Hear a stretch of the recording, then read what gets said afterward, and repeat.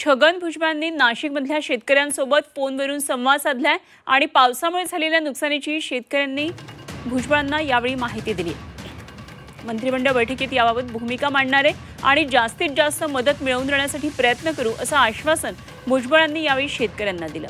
सरकार तुमच्या पाठीशी आहे असा भुजबळांनी यावेळी विश्वास दिला।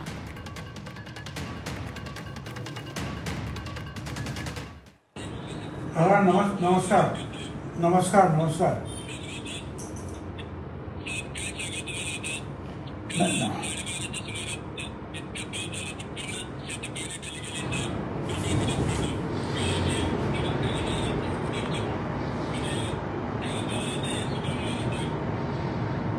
असं आहे की नाही मी कालच जे आहे कालच पंचनाम्याचे आदेश दिलेले आहे। मला आपल्याला एवढं सांगायचं धीर धरा, कारण अख्ख्या महाराष्ट्रात नमस्कार।